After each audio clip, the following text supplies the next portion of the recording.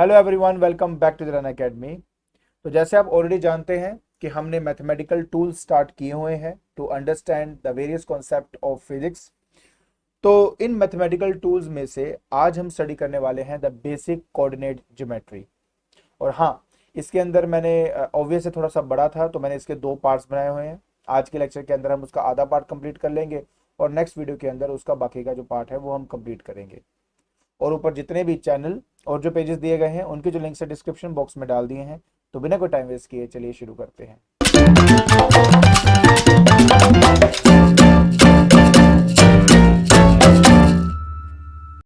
सो देखिए, मैंने आपको ऑलरेडी पिछले दो लेक्चर्स के अंदर ये बात बार बार मैं समझाने की कोशिश कर रहा हूँ कि हमारी फिजिक्स को अंडरस्टैंड करने के लिए हमें कुछ मैथमेटिकल टूल्स की रिक्वायरमेंट होती है। आज भी हम कुछ ऐसा ही करने वाले हैं।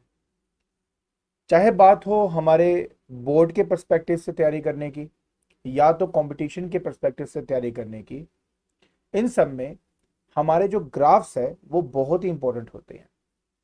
इन ग्राफ्स में से हमारे पास दो दो मेजर ग्राफ्स है, जैसे कि जिसमें हमारा जो लाइन है या जो ग्राफ है वो स्ट्रेट लाइन बन रहा हो या पैराबोलिक बन रहा हो, वो बहुत ही ज्यादा इंपॉर्टेंट होता है। बट इन ग्राफ्स को बनाया कैसे जाता है या उनको समझा कैसे जाता है, ये करना भी हमारे लिए बहुत ही इंपॉर्टेंट है। तो आज के लेक्चर के अंदर मैं आप लोगों को जो स्ट्रेट लाइन ग्राफ्स है वो आपको बनाना भी सिखाऊंगा और उसको इंटरप्रेट कैसे करते हैं वो करना भी सिखाऊंगा। And I hope at the end of this video आपको अच्छी तरह से समझ में आ जाएगा कि एक्चुअली में हमें क्या करना है। सो देखिए, सबसे पहले बेटा जो शुरुआत होती है वो होती है आपके कोऑर्डिनेट सिस्टम से। अब ये कोऑर्डिनेट सिस्टम क्या है? देखिए, आपके किसी भी ऑब्जेक्ट की पोजीशन को बताने के लिए हमारे पास different types of coordinate system है, जिसमें हमारे पास रेक्टेंगुलर कोऑर्डिनेट सिस्टम भी है, पोलर कोऑर्डिनेट सिस्टम भी है, स्फेरिकल या सिलेंड्रिकल कोऑर्डिनेट सिस्टम भी है। लेकिन इन सब के अंदर हम जो इस्तेमाल करते हैं वो है रेक्टेंगुलर कोऑर्डिनेट सिस्टम। अब इसमें क्या होता है? देखिए, इफ यू रिमेंबर, आपने 110% पहले कभी पढ़ा होगा कि हमारे पास देखिए दो एक्सेस होती हैं, राइट। एक हमारा होता है एक्स एक्सेस और उनमें से बेटा एक आपका होता है एक्स एक्सेस और एक होता है बेटा आपके पास वाई एक्सेस। एक्चुअली में हम ज्यादातर सिर्फ दो ही एक्सिस को बेटा यहाँ पे शो करते हैं, एक तो एक्स एक्सिस को और एक आपके वाई एक्सिस को। लेकिन हम इसके अलावा एक और एक्सिस को भी स्टडी करते हैं जो कि होती है आपकी जेड एक्सिस। अब हर एक एक्सिस का अपना एक स्पेसिफिक मतलब होता है और किसी भी पार्टिकल की पोजीशन को पता करने के लिए हम इसी कोऑर्डिनेट सिस्टम का इस्तेमाल करते हैं। किसी पार्टिकल की पोजीशन बताना हो तो सबसे पहला जो इंपॉर्टेंट चीज है वो होती है आपकी ओरिजिन। अब ओरिजिन का मतलब क्या है? बेसिकली अगर आपने इसको पहले कभी पढ़ा होगा तो जिस पॉइंट पे ये दोनों एक्सिस इंटरसेक्ट करते हैं हम उसको ओ से रिप्रेजेंट कर देते हैं और ये बेसिकली और कुछ नहीं है, ये आपका ओरिजिन होता है। लेकिन मैं आपको एक बार अच्छे से समझा दूं बेटा, ओरिजिन का मतलब होता है एक ऐसा स्टेशनरी पॉइंट जिसके विद रिस्पेक्ट टू आप किसी भी पार्टिकल की पोजीशन को बताते हो। एग्जाम्पल के तौर पे जैसे मान लीजिए कि मेरा ये एक रूम है। अब उस रूम के अंदर ये आपके पास हो गया सोफा और उस सोफा पर आप यहां पर बैठे हुए, ठीक है। अब यहां पर मान लेते हैं एक तो ऊपर छत पे हमारे पास क्या है, एक सीलिंग फैन है, ठीक है। मान लेते हैं कि ये मेरे पास एक आपका फैन हो गया और साथ ही साथ बेटा यहाँ पे मान लेते हैं कि मेरे पास एक क्लॉक है। तो ये फैन हो गया और ये मेरा क्लॉक हो गया। अगर मैं अपने फैन को अपना ओरिजिन मानता हूं, क्योंकि फैन जो है वो अपने इसी पोजीशन पे फिक्स रहेगा, ये कहीं कहीं पे मूव नहीं करने वाला। तो अगर मैं इस फैन को अपना ओरिजिन मानता हूं तो इसके विद रिस्पेक्ट टू अगर मुझे अपनी पोजीशन बतानी है तो मुझे ये देखना पड़ेगा कि इसके विद रिस्पेक्ट टू मेरा एक्स कोऑर्डिनेट क्या होगा और मेरा वाई कोऑर्डिनेट क्या होगा। पहली बात तो आप प्लीज ये समझें। लेकिन अगर मैं क्लॉक को अपना ओरिजिन मानता हूं तो उसके विद रिस्पेक्ट टू उसी सेम बॉडी की जो कोऑर्डिनेट है या जो पोजीशन है वो चेंज हो जाएगी। So it is very very important to understand कि हमेशा जब भी हम किसी पार्टिकल की पोजीशन को फाइंड आउट करते हैं तो वो किसी न किसी फिक्स्ड पॉइंट के विद रिस्पेक्ट टू ही स्टडी किया जाता है और उसी फिक्स्ड पॉइंट को हम ओरिजिन का नाम देते हैं। अब एग्जांपल के तौर पे बताता हूं। जैसे मान लीजिए कोई पर्सन आपका एक्स एक्सिस के अलोंग मूव करता है और उस एक्स एक्सिस पे मान लेते हैं कि ये एक्स एक्सिस पे जो वैल्यूज हैं वो मीटर में दी हुई हैं। सपोज किस में दी हुई है आपको, वो आपको मीटर में दी हुई है। मैं कहता हूं कि यार जब ये ओरिजिन पे था, ओरिजिन से जब ये एक्स एक्सिस के अलोंग चला, तब मान लेते हैं कि उसने 2 मीटर कवर किए। तो ये हो गया आपका 1 मीटर और ये हो गया आपका 2 मीटर। तो जो पर्सन पहले ओरिजिन पे था, अब वो कहां पर आ गया आपका, इस पॉइंट 2 पे आ गया है। तो अगर मुझे इस पर्सन की पोजीशन को बताना है तो उसके लिए मैं बताऊंगा कि इसका पोजीशन है 2,0 और इक्वेशन वाइज अगर मुझे बताना हो तो मैं लिखूंगा x इक्वल टू 2। अब यहाँ x इक्वल टू 2 का मतलब ये है कि इसका कोई भी y कोऑर्डिनेट नहीं है। देखिए जब भी हम ये लिखते हैं ना बेटा, ये है कोऑर्डिनेट्स। कोऑर्डिनेट्स किसी पार्टिकल की पोजीशन को बताने के लिए हेल्प करता है किसी भी इसी कोऑर्डिनेट सिस्टम के अंदर। अब जो पहला कोऑर्डिनेट है वो हमेशा x का होता है, दूसरा y का होता है और तीसरा जो है वो z का होता है। अब जैसे मैं लिखा कि x इक्वल टू 2, तो y तो यहाँ पे नहीं है ना, तो y is equal to 0 is actually the equation of x axis. तो x एक्सिस की जो इक्वेशन होती है वो y इक्वल टू 0 होती है। मतलब ये कि यहां पर हमेशा y की वैल्यू क्या होगी, आपकी 0 होगी। सिमिलरली अगर आप मान लीजिए सीधा y के अलोंग चलते हो और आफ्टर 2 मीटर अगर आप रुक जाते हो, मान लीजिए यहाँ पे आप रुक गए और आप पहले यहाँ ओरिजिन पे थे, अब आप कहाँ पर हो, अब यहाँ पर हो, तो यहाँ पर क्योंकि x की वैल्यू 0 होती है तो x equal to 0 is actually the equation of y axis. और जब हम इसके कोऑर्डिनेट्स लिखेंगे तो जो अगर मान लीजिए ये 2 मीटर था आपका और ये 1 था, ये 2 मीटर है, तो हम लिखेंगे 0,2 क्योंकि इसमें x कोऑर्डिनेट की वैल्यू 0 होती है। सो हमेशा एक बात याद रखें कि अगर मैं कहता हूं कि मेरी इक्वेशन क्या है, इक्वेशन ऑफ x एक्सेस, तो आपका आंसर होगा कि सर वो तो होगा y इक्वल टू 0। और अगर मैं कहता हूं कि मेरी इक्वेशन क्या है, ठीक है, ऑफ y एक्सेस, तो आपका आंसर होगा कि वो है सर x इक्वल टू 0। तो पहले मैं आपको ये बात भी यहाँ पे क्लियर कर देता हूँ। आपने एक चीज यहाँ पे शायद नोटिस की होगी कि हम यहाँ पर सिर्फ x एक्सिस के अलोंग जा रहे हैं या सिर्फ y के अलोंग जा रहे हैं। इस तरह के मोशन को वन डायमेंशन मोशन कहा जाता है। सो वन डायमेंशन मोशन क्या कहते हैं बेटा हम अपना, one dimension motion. So one dimension के अंदर सिर्फ एक सिंगल कोऑर्डिनेट की जरूरत होती है, सिंगल कोऑर्डिनेट की जरूरत होती है किसी की पोजीशन को बताने के लिए। ये छोटी छोटी पहले पहले बातें समझो क्योंकि इन्हीं से मिलकर आपका बनेगा, क्या कहते हैं उसको, एक straight line graph and parabolic graph. वो सारी बातें हम स्टडी करेंगे बट ये बेसिक बातें समझनी बहुत इंपॉर्टेंट है। ठीक है, तो अगर सिंगल कोऑर्डिनेट में चेंज आ रहा हो तो वो होता है वन डायमेंशनल मोशन। एग्जाम्पल के तौर पे मान लेते हैं कि ये मेरी एक स्ट्रेट रोड है, ठीक है, और जो इसमें गाड़ी है, जो कार है, वो आपका ऐसे स्ट्रेट पाथ पे मूव कर रहा है लाइक दिस। तो ये जो आप यहाँ पे देख रहे हो ये मेरा है, that is one dimensional motion. Clear हो गई इतनी बात, आगे चलते हैं। इसके अलावा अब हम बात करेंगे बेटा टू डायमेंशनल मोशन की, टू डायमेंशनल मोशन की या टू डायमेंशन कोऑर्डिनेट्स की, इन सब के बारे में बात करते हैं। सो है क्या ये चीज, इसको भी थोड़ा प्लीज समझने की कोशिश करें तो आपको 100% समझ में आएगा। सबसे पहले बेटा हम यहाँ पे बात करेंगे जैसे कि x हो गया, ये आपका y हो गया। आपको पता ही है बेटा कि इस तरफ जितने भी कोऑर्डिनेट्स होते हैं पॉजिटिव होते हैं, इधर जितने भी होते हैं नेगेटिव होते हैं, तो इसको x डैश या माइनस x एक्सिस का नाम भी हम देते हैं। सिमिलरली बेटा ये माइनस y एक्सिस का हम इसको नाम देंगे। तो जैसे मैं ऑलरेडी आपको बताया कि ये क्या है बेटा, मेरा यहाँ पर ओरिजिन है, तो मैंने इसको एज ए ओरिजिन इसको कंसिडर कर लिया है। आई होप ये बात आपको अच्छी तरह समझ में आ गई होगी कि मैं एग्जैक्टली बता क्या रहा हूँ आपको। ठीक है ना, आगे देखते हैं फिर। अब इसके बाद मान लीजिए कि यहां पर एक पॉइंट है P और मुझे इस पॉइंट P के कोऑर्डिनेट्स पता करने हैं। ठीक है, तो मैंने कैसे किया, जैसे 1 मान लेते हैं, ये 2 मान लेते हैं और ये 3 मान लेते हैं। सिमिलरली बेटा 1 हो गया, ये आपका मान लेते हैं 2 हो गया आपका। ठीक है, मैंने क्या कहा था कि आपको सबसे पहले बताना होता है कि एक्स कोऑर्डिनेट क्या है, उसके बाद बताना आपका वाई कोऑर्डिनेट क्या है। देखिए अब सिंपल सी बात ये है, क्योंकि मेरा ये पॉइंट ना तो एक्स पे है ना तो वाई पे है, तो मुझे इन दोनों कोऑर्डिनेट्स का इस्तेमाल करना पड़ेगा इस पार्टिकल की या इस पॉइंट की पोजीशन को बताने के लिए।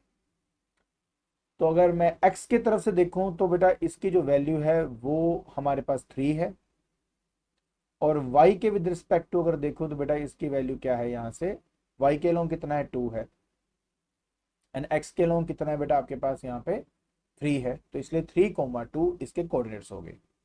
क्योंकि मुझे इसमें दो कोऑर्डिनेट्स की जरूरत पड़ी है, बस इसी वजह से ये मेरा 2 डायमेंशनल पार्टिकल या ऑब्जेक्ट माना जाएगा।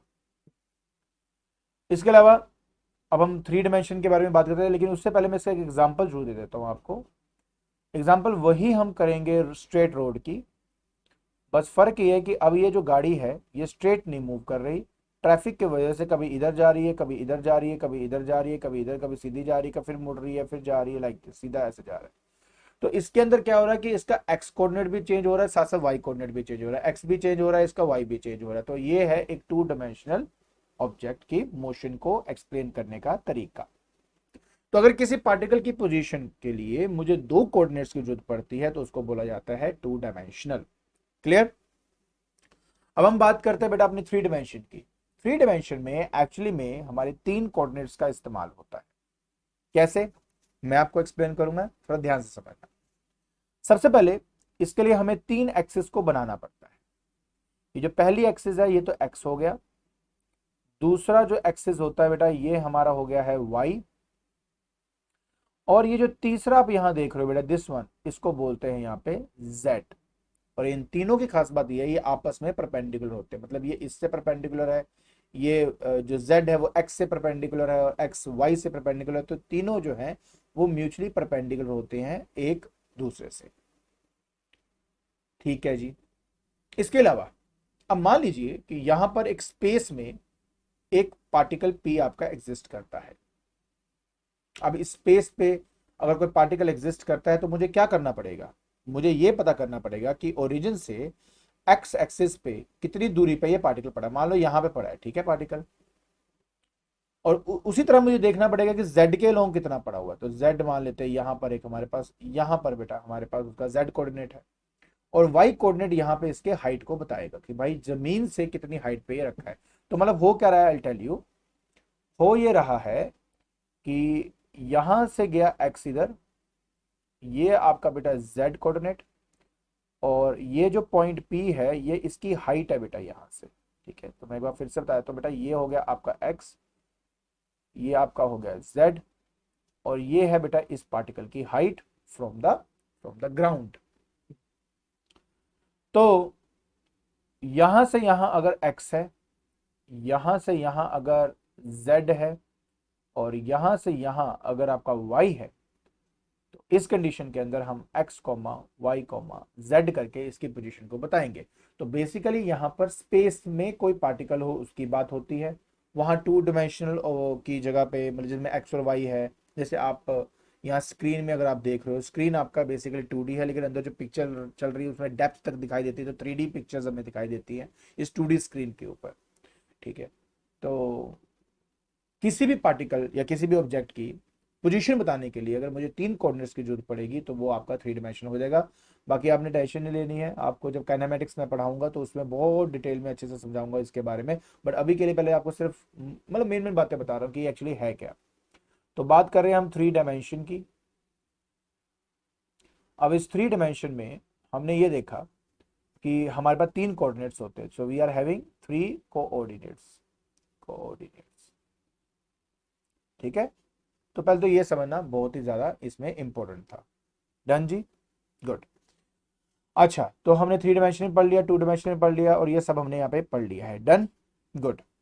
अब जब हमें ये तीनों चीजें पढ़ ली हैं तो एक बात आपने ध्यान में रखनी है बेटा कि जब भी हम एक्स वाई जेड को लिखते हैं तो हमेशा एंटी क्लॉकवाइज मैनर में लिखते हैं। जैसे अगर यहाँ x है तो यहाँ पे y होगा, यहाँ पे z होगा। अगर मैं इसको x लेता सपोज, तो फिर एंटी क्लॉकवाइज इसको मैं y लेता, इसको मैं फिर z लेता। ठीक है, नॉर्मली बुक्स में आप किसी भी फॉर्म में देखोगे, बट वो जब भी देखोगे आप एंटी क्लॉकवाइज के मैनर में उसको लिखा जाता है। डन जी, गुड। अब बात आती है कि सर हम कौन से मैथमेटिकल टूल्स के बारे में यहाँ बात कर रहे हो, ये क्यों पढ़ाया है, क्योंकि ये भी हमारे बहुत काम आता है जब हम कभी किसी कोऑर्डिनेट्स को आपस में मिलाकर उसके बीच में लाइन खींचते हैं, तो उसके बीच का अगर मुझे लेंथ पता करना हो तब हमें पहले इनिशियली उसके कोऑर्डिनेट्स पता होने चाहिए और तभी जाकर हम उसको फाइंड कर सकते हैं। चलिए अब आपको बेसिक बातों की तरफ जल्दी जल्दी लेके चलता हूं। सबसे पहले अब हम नॉर्मली जो हम बात करते हैं बेटा टू डायमेंशन की यहाँ पे बात करेंगे। देखिए क्या है कि जैसे मान लीजिए बेटा कि आपके पास यहाँ पर दो पॉइंट्स है, ठीक है। जैसे कि यहाँ पर एक पॉइंट है P जिससे कोऑर्डिनेट है बेटा x1 y1, और एक और पॉइंट लेते हैं Q, और ये है बेटा आपका x2 y2। इन दोनों के बीच में मैंने एक लाइन ड्रॉ कर दी है, इन दोनों को आपस में मिला दिया तो ये एक लाइन ड्रॉ हो गई। यहाँ पर मुझे क्या करना है, इस लाइन का पहले तो डिस्टेंस पता करना है, दूसरा इसका स्लोप पता करना है। स्लोप का मतलब होता है कि जैसे हम किसी पहाड़ पे चढ़ते हैं तो पहाड़ चढ़ते वक्त जो इसकी चढ़ाई होती है ना, उसको स्लोप कहा गया है। पॉजिटिव स्लोप मतलब आप ऊपर की तरफ जा रहे हो, नेगेटिव स्लोप मतलब आप नीचे की तरफ जा रहे हो, तो ये इसका मतलब होता है। स्लोप मतलब होता है कितना स्टीपर है ये आपका, ठीक है। It can be positive, it can be negative. अब उन्हीं के बारे में ही तो हमने डिस्कशन करना है कि कब पॉजिटिव है कब नेगेटिव है, दिखेगा कैसे, क्या होगा, वो सारी बातें बेटा हमने इसमें डिस्कस करनी है। अच्छा एक बात जो रह गई है मैं वो जरूर आपके साथ एक बार डिस्कस कर लूँ प्लीज। इसका एग्जाम्पल ही मैंने डिस्कस किया, तो इसका सबसे बढ़िया एग्जाम्पल ये है कि आप पहाड़ तो कभी आपने गाड़ी के थ्रू गए होंगे आप अपने ऐसे, है ना, तो आपका जो देखा होगा कि आप इस तरह से हाइट वाइज सर्कल में घूमते घूमते ऊपर की तरफ ऐसे जाते हो, तो इसको थ्री डायमेंशन कहते हैं। क्योंकि जब आप इसी पर्टिकुलर रोड को देखोगे तो रोड को थोड़ा सा बड़ा करके देखो तो रोड जो है वो ऐसी तरह बड़ी चौड़ी होती है और गाड़ी इस तरह से ऐसे ऐसे मूव करती होती है और साथ साथ ऊपर की तरफ भी जा रही होती है। तो इसका एक्स वाई कोऑर्डिनेट तो चेंज हो ही रहा होता है और साथ साथ जेड कोऑर्डिनेट भी इसका चेंज होता है। या आप इस तरह इस कोऑर्डिनेट सिस्टम के, हाँ जैसे आप देखो ना यहाँ पे एक्स और वाई लिया तो एक्स वाई चेंज हो रहा है और जेड के अकॉर्डिंगली चेंज हो रहा है, ठीक है। तो कहने का मतलब है कि तीनों कोऑर्डिनेट्स में चेंज आता है, बस ये इसका सबसे बढ़िया एग्जांपल था, जस्ट टू अंडरस्टैंड। अब हम आगे बढ़ सकते हैं। तो यहां पर जैसे मुझे पी क्यू का बेटा डिस्टेंस पता करना है, ठीक है।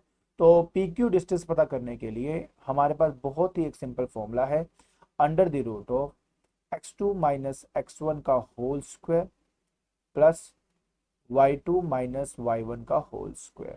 अच्छा अब ये है क्या, हर चीज को ना कॉम्प्लिकेट नहीं बनाना चाहिए, उसको समझना चाहिए। कुछ भी नहीं है बेटा कि अगर मैं मान लीजिए ये एक ट्राइंगल ड्रॉ कर दूं, ठीक है, मान लो ये ट्राइंगल ड्रॉ कर दूं, x1 का मतलब हो गया बेटा ये वाला पॉइंट और y1 का मतलब हुआ ये वाला पॉइंट, ठीक है, ओके।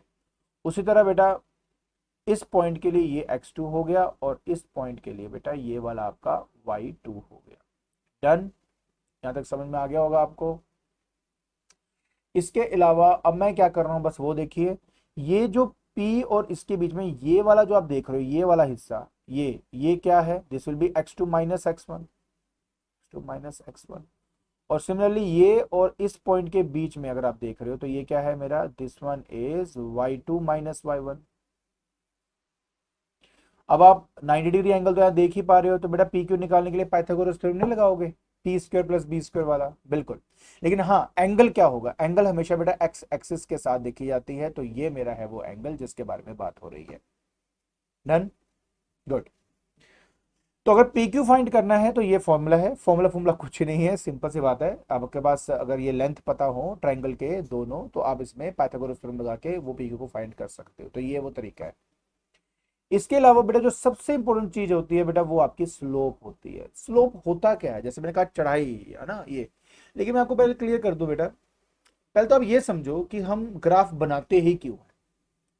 ग्राफ हम इसलिए बनाते हैं ताकि हम किसी भी दो फिजिकल क्वांटिटीज के बीच के रिलेशंस को समझ सके, कि जैसे अगर एक क्वांटिटी में चेंज आ रहा है तो उसके विद रिस्पेक्ट टू दूसरी क्वांटिटी में क्या चेंज आ रहा है।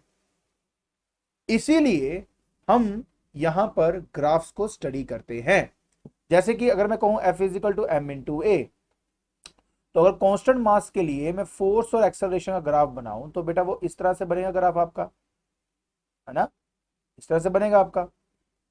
अब इस कंडीशन में जो ए है वो है मेरा इंडिपेंडेंट वेरिएबल। इंडिपेंडेंट मतलब क्या हुआ बेटा, और एफ मतलब क्या हुआ, एफ हो गया आपका डिपेंडेंट वेरिएबल और दूसरा हो गया बेटा आपका इंडिपेंडेंट वेरिएबल। इंडिपेंडेंट वो होता है जो किसी पे डिपेंड नहीं करता, और एफ जो है वो डिपेंडेंट है। मतलब ये कि अगर एक्सेलरेशन चेंज होगी तो इसका मतलब है कोई फोर्स एक्ट करी होगी, कितनी फोर्स एक्ट करी होगी वो हम यहां से फाइंड आउट कर सकते हैं अगर मैं इस तरीके से उसको बना रहा हूं। तो अब हम करना क्या चाहते हैं वो बताता हूं बेटा। स्लोप ये बताता है कि एक्चुअली में y में कितना चेंज आ रहा है x में, अगर मैं थोड़ा सा भी चेंज लेके आऊं तो with every change in x y में कितना चेंज आ रहा है। ये जो डेल्टा आप यहां देख रहे हो, ये जो डेल्टा भी आपने देखा, इसको कहते हैं चेंज। मतलब ये कि what is the change in y with change in x, इसी को कहा जाता है आपका स्लोप।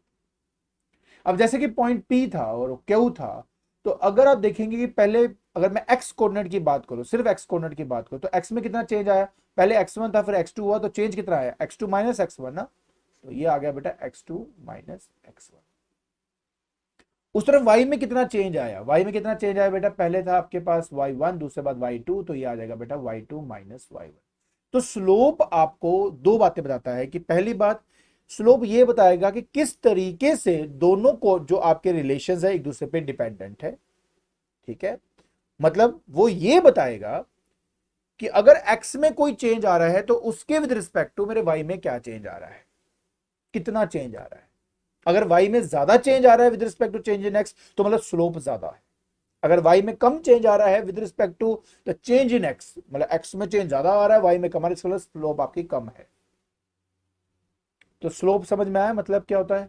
किसी ग्राफ में स्लोप का मतलब होता है कि अगर एक फिजिकल क्वांटिटी में चेंज आ रही है तो उसके रिस्पेक्ट टू दूसरी क्वांटिटी में क्या चेंज आ रहा है, कितना चेंज आ रहा है, ये सारी बातें हम अपने स्लोप से आइडेंटिफाई करते हैं। क्लियर। अब ग्राफ्स कैसे भी हो सकते हैं, आपका स्ट्रेट लाइन ग्राफ भी हो सकता है, कर्व्ड ग्राफ भी हो सकता है। हम आज स्ट्रेट के बारे में बात करेंगे, पैराबोलिक जो कर्व्स हैं वो हम नेक्स्ट क्लास में बात करेंगे। लेकिन चलो एक बात और है, हम स्लोप को फाइंड एक और तरीके से भी कर सकते हैं, वो तरीका भी देख ले। देखिए बेटा, अगर आप देखते हो ये आपका y2 माइनस y1 और x2 माइनस x1, तो y2 minus y1 is nothing but आपका परपेंडिकुलर जो कि थीटा के सामने वाली साइड होती है, और x2 minus x1 is what is your base. तो परपेंडिकुलर अपॉन बेस को क्या बोलते हैं, tan थीटा। सो बेटा जी समझने वाली बात यह है कि अगर मैं स्लोप की बात करता हूं, स्लोप को हम बेसिकली m से रिप्रेजेंट करते हैं, जो हम tan थीटा से भी फाइंड कर सकते हैं, या तो हम y में चेंज डिवाइड बाय x में चेंज कर दें तो भी हमें वो मिल जाएगा। तो आप पहले तो इसको लिख लीजिए ताकि आपको अच्छे से समझ में आ जाए कि स्लोप को फाइंड कैसे किया जाता है किसी ग्राफ के लिए। क्लियर जी, ठीक है, बहुत इंपॉर्टेंट है, समझो इन बातों को। धीरे धीरे मैं आपको सारी बातें समझाऊंगा, बट करेंगे सारा कुछ ताकि अच्छी तरह समझ में आ जाए। क्लियर, आगे बढ़ते हैं। अब कुछ इंपॉर्टेंट इक्वेशंस के बारे में बात करते हैं बेटा। देखिए, सबसे पहले बात हम बात करेंगे जनरल इक्वेशन, ठीक है, ऑफ अ स्ट्रेट लाइन। तो मतलब एक ऐसी इक्वेशन जिसको देखकर हम बोल देंगे भाई जब इसका ग्राफ बनेगा तो स्ट्रेट लाइन ग्राफ ही बनेगा आपका। ठीक है, इंक्लाइंड भी, चाहे लाइन बिल्कुल सीधी बनेगी, कहने का मतलब ये होता है इसमें। ठीक है, वो है आपका बेटा that is A X plus B Y plus C equal to zero. तो ये जो आप देख रहे हो बेटा, ये एक जनरल इक्वेशन है, जिस इक्वेशन को देखकर, क्योंकि यहाँ पे x की डिग्री भी 1 है, y की डिग्री भी आपकी 1 डिग्री मतलब पावर 1 है, तो इसलिए जब इसके बीच में ग्राफ बनेगा x और y के बीच में, तो एक स्ट्रेट लाइन ग्राफ आपका बनेगा। ठीक है, पहली बात तो ये है। दूसरी बात मैंने आपको ऑलरेडी बता दी कि x एक्सिस का जो इक्वेशन होती है वो होती है y इक्वल टू जीरो। और तीसरा पॉइंट था बेटा कि अगर y एक्सिस की इक्वेशन को आप लिखते हो तो वो हो जाएगा x इक्वल टू जीरो। मैं कुछ पॉइंटर्स पहले बता दूं ताकि आप करना आसान हो जाए आपका। ठीक है, फोर्थ पॉइंट, अगर मैं कह दूं बेटा कि मेरे को बनाना है graph for x equal to zero, x equal to A, sorry क्या बनाना है, x इक्वल टू ये, तो इसका ग्राफ कैसे बनाऊंगा, प्लीज अंडरस्टैंड, बहुत ईजी है। तो ये ओरिजिन है, ये मान लेते हैं कि x equal to A represent कर रहा है, और हर एक पॉइंट, पहली बात तो y तो यहाँ पे है ही नहीं ना, y की वैल्यू तो है ही नहीं है, हर बार आपकी x की वैल्यू क्या है, a। तो बस इसीलिए आप क्या करेंगे, एक लाइन लेंगे which is parallel to y axis like this, बिल्कुल सीधी होनी चाहिए पैरेलल टू y एक्सिस। तो ये आपका y एक्सिस है और ये आपका x एक्सिस, तो ये इसका आंसर है। पांचवें पॉइंट, अगर वो कहता है कि मुझे यार y इक्वल टू ए पे बनाना है, तो मतलब y की हर बार वैल्यू a ही आनी चाहिए, सीधी सी बात ये है, ठीक है। मतलब ठीक है ना, y की मतलब x की कोई भी वैल्यू हो, बट मेरी y की वैल्यू हमेशा a आनी चाहिए। तो मतलब कैसे मतलब है, देखो देखिए, ये आपका ओरिजिन बन गया, ये आपका x है, ये आपका y हो गया, x की कोई भी वैल्यू हो, मेरा y हमेशा a आना चाहिए। तो सपोज कर लेते हैं बेटा ये a है, x की कोई भी पॉजिटिव वैल्यू हो तो भी a आएगा, है ना, x की कोई वैल्यू बढ़ती भी जाएगी तो भी मेरा a ही वैल्यू y का आना चाहिए। सिमिलरली a आना चाहिए, a आना चाहिए, a ही y का आना चाहिए ऑल द टाइम, x की कोई भी वैल्यू हो। तो बस इनको ज्वाइन करेंगे तो आपको क्या दिख रहा है बेटा, एक straight line parallel to x axis, जिसका डिस्टेंस यहाँ से a होना चाहिए, यहाँ पे इनका दोनों के बीच का डिस्टेंस था a था। तो ये मेरा बेटा पहला ग्राफ है। अगर आपको ऐसा आए तो डायरेक्ट आप इसका आंसर यहाँ पे दे सकते हैं। क्लियर। अब जो मैं बताने लगा हूं ये हमारा बहुत ही इंपॉर्टेंट और मेन है, क्योंकि एक्चुअली में इसका सबसे ज्यादा इस्तेमाल होता है हमारे फिजिक्स के अंदर। वो सब बातें जो आपको बताई वो उसका बेसिक था, समझना बहुत इंपॉर्टेंट था। सो देखिए वो है बेटा y is equal to M x plus C, ये है सबका जो मेन करता धरता।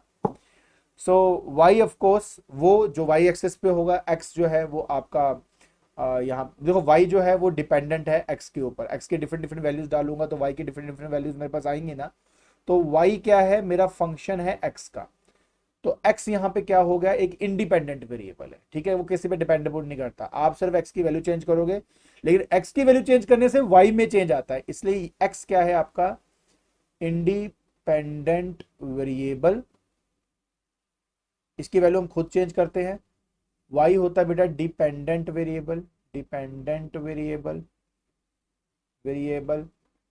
और इससे बहुत क्लैरिटी हो जाएगी आपको कि जो y है वो मेरा फंक्शन ऑफ x है, मतलब x की वैल्यू में डिफरेंट डिफरेंट डालते जाऊंगा तो y की डिफरेंट डिफरेंट वैल्यू मुझे मिल जाएगी, ठीक है। अब ये क्या है, व्हाट इज दिस, इसको बोलते हैं बेटा इंटरसेप्ट, इंटरसेप्ट।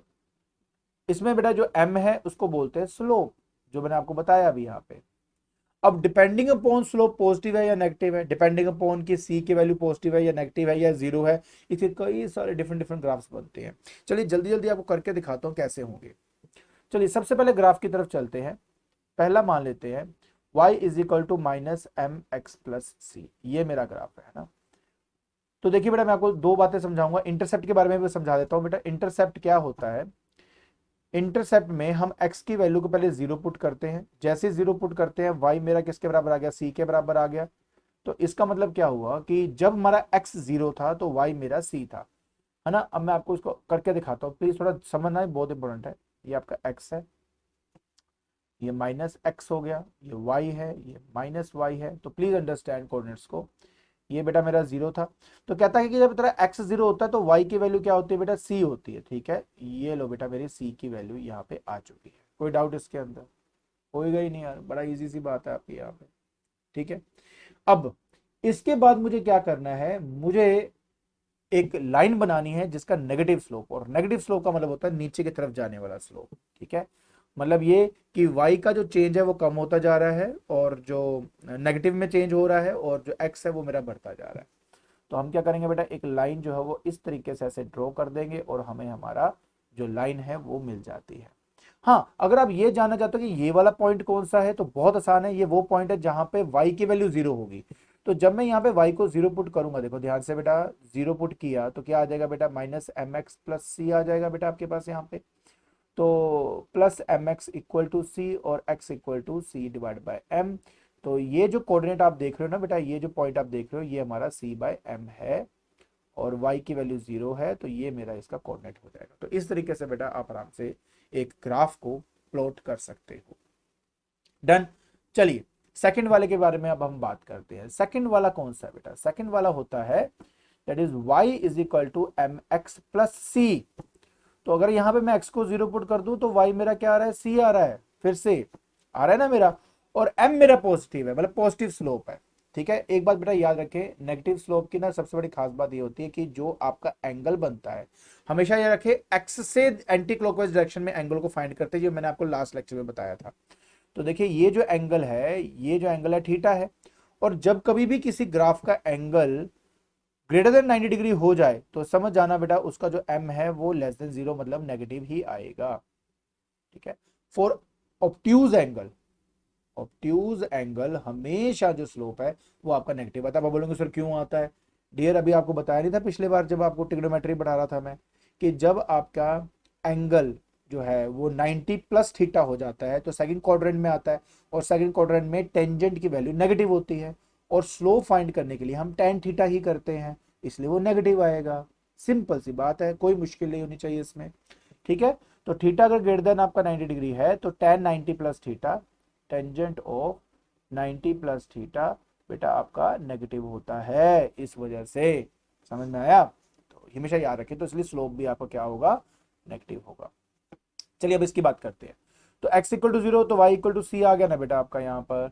ओके आ गया सर। तो अब हम क्या करेंगे, देखो सबसे पहले बेटा ये ग्राफ बना दिया, ये हमारा x हो गया, ये मेरा y हो गया, है ना? डन है ना?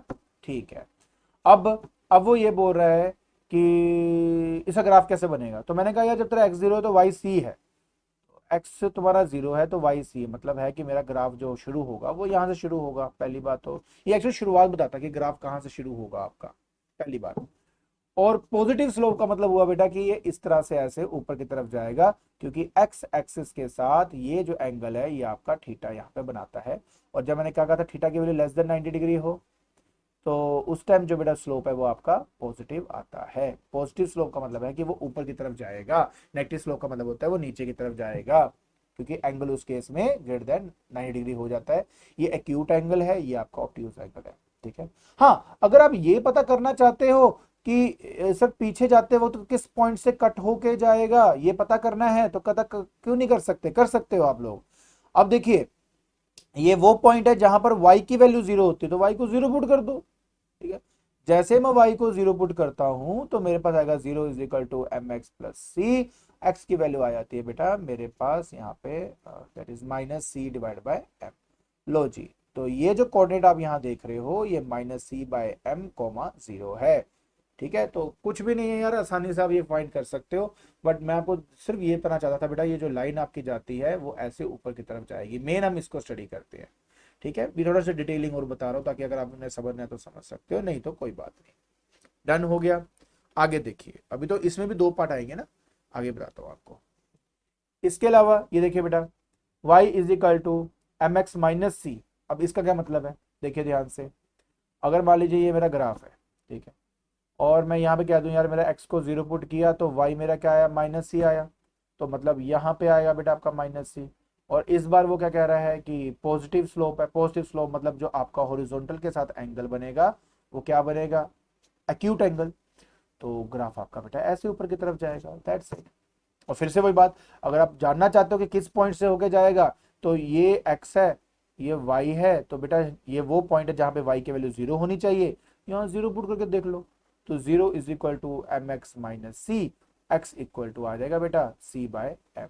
तो ये वाला कौन सा पॉइंट है? ये है c by M, that's it. तो इन दोनों को ज्वाइन कर दो तो सीधा खींच दो ऊपर की तरफ और आपका आपका आंसर आ जाएगा। तो माइनस सी बेसिकली इंटरसेप्ट बताता है बेटा, ये इंटरसेप्ट है, दिस इज सी। ये बेसिकली क्या है आपका? सी है। समझ में आया? अच्छा उसी तरह मैं आपको यहाँ पे भी शो कर दूं यार, नहीं तो तुम्हें समझ नहीं आएगी। यहाँ से यहाँ तक क्या है? सी है, सीधे दिस इज सी। और यहाँ से यहाँ पे क्या है? सी है आपका। इनको इंटरसेप्ट बोलते हैं। ठीक है। ओके। तो ये भी हमारा सी हो गया डन, और ये भी निकाल दिया। अच्छा उसी तरह अगर आपका आ जाए y is equal to minus M X minus C, तो अब बताइए सर क्या होगा? यार अब आपको आता है, प्लीज ऐसे नहीं, अब तुम्हें सब आता है। ये x है, तुम्हारा y है। तो सबसे पहले क्या करूंगा मैं इंटरसेप्ट की वैल्यू को फाइंड करूंगा। कैसे फाइंड करूंगा? x को 0 पुट करके। जैसे x को 0 पुट करूंगा तो y मेरा माइनस सी आ जाता है। तो इसका मतलब है कि शुरुआत इस बार जो आपकी होगी वो होगी नीचे से। मैं यहाँ से दिखाता हूँ बेटा, कहाँ से होगी? यहाँ से शुरू होगी। तो मतलब ये हो गया नेगेटिव इंटरसेप्ट, है ना, माइनस सी। उसके बाद ये है माइनस एम बेटा, माइनस एम नेगेटिव स्लोप। तो नेगेटिव स्लोप के लिए मैंने क्या कहा था? या तो आप एंटी क्लॉकवाइज डायरेक्शन में जाओ। देखो प्लीज रिमेंबर, ये ना छोटी छोटी बातें याद रखनी बहुत इंपॉर्टेंट होती है। या तो आपका जो एंगल है वो हो जाए ग्रेटर देन 90 डिग्री, एक तो ये तरीका है। दूसरा तरीका क्या था बेटा? दूसरा तरीका ये था, जब आप ग्राफ को क्लॉकवाइज ले जाते हो तब भी आपका थीटा एंगल क्या था? माइनस थीटा बन जाता था ना बेटा, याद हो अगर आपको, जो एंगल है वो माइनस थीटा, नेगेटिव में थीटा लिया जाता है। So if you study anything in the clockwise direction तो भी नेगेटिव थीटा होता है। या आप एंटी क्लॉकवाइज जाओ और अगर आपका एंगल ग्रेटर देन 90 डिग्री हो जाए तो भी थीटा। और आपको पता है बेटा टेंजेंट ऑफ माइनस थीटा आपको क्या होता है बेटा? माइनस टेन थीटा ही होता है, मतलब ये भी आपको नेगेटिव स्लोप ही रिप्रेजेंट करेगा। सो ग्राफ अगर आपका ऐसे नीचे की तरफ जाएगा ना तो भी आपका वो नेगेटिव स्लोप ही शो करता है। या मैं को आपको ना हर एक चीज रीजनिंग के साथ देना चाहता हूँ तो इसलिए टाइम लग सकता है, बट अगर आप एक बार इसको देख लेंगे तो स्लोप्स को लेकर कोई भी डाउट आपके मन में नहीं रहेगा। तो इसलिए ढंग से इसको देखें। तो देखिए बेटा, इसका मतलब है कि ग्राफ जो है वो ऐसे नीचे की तरफ जाएगा। ठीक है, ये मेरा हॉरिजॉन्टल लाइन है, हॉरिजॉन्टल लाइन के साथ देखो क्लॉकवाइज डायरेक्शन में आपका एंगल बन रहा है थीटा, इसी वजह से इसका नेगेटिव स्लोप। नेगेटिव मतलब नीचे की तरफ जाना, मतलब सिंपल सी बात ये, अभी भी देखो ऊपर से नीचे की तरफ ही जा रहा है। हाँ, अगर आप ये चेक करना चाहोगे पीछे कौन से पॉइंट से होके जा रहा है, तो मैंने क्या बताया आपको, ये वो पॉइंट होता है जहां पर y की वैल्यू 0 होती है। तो जैसे मैं यहाँ पे y को 0 पुट करूंगा तो 0 is equal to minus M X minus C आपका आ गया। M X is equal to minus C, X की वैल्यू आ जाएगी माइनस, एक्स की वैल्यू आ जाएगी आपकी माइनस सी बाय एम। तो मतलब ये है कि ये जो कोऑर्डिनेट आप देख रहे हो ये है माइनस सी बाय एम कोमा 0। तो इस तरह से बेटा आप हर कुछ फाइंड कर सकते हो, स्लोप फाइंड कर सकते हो, इंटरसेप्ट फाइंड कर सकते हो, और क्या कुछ नहीं। देखो बड़ा आसान है कि नहीं है?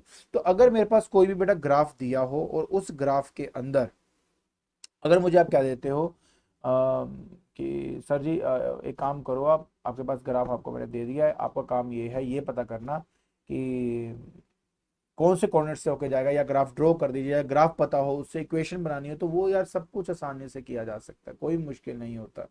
ठीक है, तो आई होप बेटा ये सारी बात अच्छी तरह समझ में आ गई होगी। गुड। इसके अलावा बस एक छोटी सी बात आपको मैंने और बतानी है, इससे आई थिंक आपको अच्छी तरह क्लियर हो जाएगा कि मैं क्या बोल रहा हूँ। देखिए, अगर मुझे एक ऐसी इक्वेशन चाहिए लाइन की, ठीक है, जो एक पॉइंट से होके जा रहा हो, ठीक है, जैसे मान लो जी, मुझे मान लेते, चलो एक एग्जांपल देता हूँ आपको। मान लो ना एक लाइन मुझे ऐसे एक लाइन ऐसे दी हुई है जो इस तरह से जा रही है बेटा, ठीक है, ऐसे जा रही है और किसी पॉइंट से होके जा रही है, और इसका मुझे स्लोप पता है। तो स्लोप क्या है बेटा आपके पास यहाँ पे? m है स्लोप इसका, और जिससे जा रही है वो x1 कोमा y1 है। ठीक है, ऐसे कंडीशन के अंदर जो जनरल इक्वेशन होती है इस लाइन की वो हो जाएगा y minus Y one is equal to M into X two minus X one. ठीक है, ये x minus X one, sorry क्या है आपका x माइनस एक्स वन, आपको इसमें ये ठीक है मेरा। तो ये क्या है बेटा? ये एक जनरल इक्वेशन है मेरी किसी भी लाइन की जो किसी पॉइंट से पास होके जा रहा हो और उसका स्लोप जो है वो हमें पता हो। क्लियर हो गया? आई थिंक आपको अच्छी तरह बेटा ये सारी बातें समझ में आ गई कि एग्जैक्टली हमारा हमने करना क्या है। इसके अलावा अगर आपको याद हो, मैंने आपको जनरल इक्वेशन बताई थी बेटा कि A X plus B Y plus C equal to 0 अगर आपकी किसी भी लाइन की इक्वेशन है, और इस इक्वेशन से डायरेक्टली अगर आप मान लीजिए स्लोप को कैलकुलेट करना चाहते हो तो उसका भी फॉर्मूला होता है, और वो फॉर्मूला है बेटा minus coefficient efficient of X divided by coefficient of Y. Coefficient का मतलब होता है बेटा कि x के साथ वाला कांस्टेंट। ठीक है, कोफिशिएंट ऑफ y मतलब y के साथ वाला कांस्टेंट। इसको कैपिटल बी ले लेता हूं मैं, तो इसलिए आ जाएगा बेटा minus A divided by B करके भी आप इसके स्लोप m को फाइंड कर सकते हो। बहुत सिंपल है, मैंने मैथमेटिक्स के पर्सपेक्टिव से भी आपको बता दिया है, फिजिक्स के पर्सपेक्टिव से भी आपको कई बातें मैंने क्लियर कर दी। बाकी यार जब मैं आपको काइनेमेटिक्स में जब इसको यूज करना सिखाऊंगा ना तब आपको मजा आ जाएगा, लेकिन वो अच्छी तरह समझने के लिए आपको ये सब समझना बहुत ही इंपॉर्टेंट है। इसलिए मैथमेटिकल टूल अपने आप में बहुत ही इंपॉर्टेंट चीज होती है। इन बातों को समझो कि एग्जैक्टली ये हो क्या रहा है आपका। चलिए एक काम करता हूं, एक दो क्वेश्चंस आपको करके दिखा देता हूं कि किस तरह से हम उससे ग्राफ बना सकते हैं। ठीक है, चलिए अब हम वो ही करते हैं। सो देखिए बेटा, जैसे कि मेरे पास ये क्वेश्चन है, आई थिंक एक क्वेश्चन कर लोगे तो भी अच्छी तरह समझ में आ जाएगा, बट फिर भी चलो देखो पहले आप। कहते हैं plot the line 2x minus 3y is equal to 12। इसको हमने प्लॉट करना है, कैसे प्लॉट करेंगे? सबसे पहले यार तो हम अपनी ना नॉर्मल इक्वेशन बनाएंगे, कौन सा था? y is equal to M x plus C, पहले हम इसको बनाएंगे। ये जो इक्वेशन हमारे पास आई है ना y is equal to M x plus C, ये एक्चुअली हमें मिली पता कहाँ से थी? ये वही वाली थी जो A X plus B Y plus C equal to zero करके हमने एक्चुअली में क्या किया, ये जो बी वाई था ना इसको हम ले गए इस तरफ को। ठीक है, मैं आपको चलो मैं दिखाई देता हूँ। क्या है ना कि बी वाई को इधर लेके गया तो माइनस आया, इज इक्वल टू आ गया बेटा ए एक्स प्लस सी। फिर हमने y निकाला, y आ गया बेटा minus A divide by B into X plus C. तो आप देख सकते हो बेटा ये बन गया y is equal to M x plus c. इसलिए हम क्या कहते हैं कि उस इक्वेशन में अगर स्लोप फाइंड करना है तो वो माइनस ए बाई बी करके भी उसको फाइंड किया जा सकता है, जिसको हमने अभी बताया आपको, coefficient of minus of coefficient of X divide by coefficient of Y. तो ये सब वही चीजें हैं यार, एक दूसरे को रीअरेंज कर करके अलग अलग फॉर्मूले बने होते हैं, बट ये हमें जनरल ये बनाना होता है, मेन ये है। सो देखिए इसको मैं क्या करूंगा, सबसे पहले देखिए सॉल्यूशन देखना है इसका कैसे, बड़ा इजी है यार, टफ बिल्कुल भी नहीं है। सबसे पहले हमारे पास क्या आएगा बेटा, y is equal to M x plus c की टर्म्स में मैंने इसको कन्वर्ट करना है। तो बेटा 2x minus three Y is equal to 12। मैंने किया माइनस थ्री वाई इधर रख लिया, ये आ गया आपके पास माइनस 2x प्लस 12। ठीक है, ये आ गया, माइनस मल्टीप्लाई कर दिया ताकि 3y is equal to 2x minus 12 मेरे पास आ जाए, और y आ जाएगा बेटा 2/3x माइनस इसको हम डिवाइड बाय करेंगे तो 4 बेटा हमारे पास यहाँ पे आया था। तो ये वो इक्वेशन आ गई जिसकी हमें तलाश थी। तो m जो है बेटा देखो क्या है, m मेरा यहाँ पे 2/3 है y equal m x plus c में, और इंटरसेप्ट आप देख सकते हो -4 है जो कि नेगेटिव इंटरसेप्ट है। देखो वैसे तो आप चाहें तो 2 मिनट के अंदर इसको आप ड्रॉ कर सकते हो, कोई बड़ी बात नहीं है, मैं डायरेक्टली भी इसको कर सकता हूँ, लेकिन चलिए जैसे आपको मैंने डिटेलिंग में सारी बातें समझाई हैं तो आई थिंक वैसे ही कर लेना चाहिए। तो सबसे पहले देखो क्या है बेटा, बात सिर्फ इतनी है कि जब ये कहता है ना, देखो ये देखो 1 2 3 एंड 4, तो ये आ जाता है -1 -2 -3 -4। तो इंटरसेप्ट जो है वो -4 है। तो इंटरसेप्ट का मतलब क्या होता है बेटा, इंटरसेप्ट उस मतलब डिस्टेंस को कहते हैं या उस पॉइंट को कहते हैं जहां पर मेरी x की वैल्यू 0 हो जाती है। तो मतलब y एक्सिस में देखना होता है मेरे को। तो यहाँ पर मैंने देखा तो x को y, मतलब जब मैं यहाँ पे क्या कहते हैं उसको, जैसे इस वाले में देखो, अगर इस वाले में मैं x को 0 पुट कर दूं तो y मेरा ऑटोमेटिकली -4 आ जाएगा ना। तो बस इंटरसेप्ट क्या होता है, उस पॉइंट को कहते हैं जहां पर मेरे x की वैल्यू 0 होती है और y की लेंथ हमें वहां पे मिल जाती है। सो एक पॉइंट तो हमें यहाँ मिल गया है, तो जो हो गया आपका इंटरसेप्ट। इंटरसेप्ट मतलब यहाँ से लेके यहाँ तक बेटा ये इंटरसेप्ट c है आपका। उसके बाद पॉजिटिव स्लोप है। पॉजिटिव स्लोप तो मुझे पता ही था बेटा कि हॉरिजॉन्टल के साथ जो एंगल है वो आपका पॉजिटिव होकर मतलब एक्यूट एंगल जाएगा। तो देखिए ये मेरी लाइन हो गई, इस लाइन के साथ ये एंगल बन गया थीटा, और क्योंकि ये एंटी क्लॉकवाइज में बना है तो ये बिल्कुल पॉजिटिव थीटा है, तो ये बिल्कुल सही है, ग्राफ बिल्कुल सही है। बट अगर आप फिर भी एग्जैक्टली ये पॉइंट पता करना चाहते हो तो मैंने क्या कहा था, ये मेरा एक्स एक्सिस है, और क्योंकि मेरा ये एक्स एक्सिस है तो वाई की वैल्यू 0 होगी, तो यहाँ पे वाई को 0 पुट कर दीजिए और एक्स की वैल्यू फाइंड कर लो। तो अगर मैं यहाँ पर मान लीजिए यहाँ पर इसको थोड़ा सा फर्दर सॉल्व करके y को 0 पुट कर दूँ, तो 2/3 ऑफ x माइनस 4, मतलब 2/3 ऑफ x इक्वल टू 4। ठीक है बेटा, ये इससे कटेगा तो ये 2 रह जाएगा, x इक्वल टू 6। तो मतलब ये जो कोऑर्डिनेट आपने यहाँ पे देखा है ये है 6,0। ये है आपका फाइनल आंसर। तो बस कितना आसान था यार, कुछ भी नहीं है इसको करने के लिए, आपको बस पता होना चाहिए कि मेरा इंटरसेप्ट क्या है और उसके हिसाब से हम क्या इसको फाइंड आउट कर सकते हैं। ठीक है, बाकी बात रह जाती है बेटा कि स्लोप कैसे फाइंड होता है, क्या किया जाता है। देखो बच्चे मैंने आपको ऑलरेडी इसके बारे में बताया है। स्लोप फाइंड करने के लिए you have to know that कि कितना x में चेंज आ रहा है कितना y में चेंज आ रहा है, ऑटोमेटिकली बेटा आप अपना आंसर को फाइंड आउट कर सकते हो।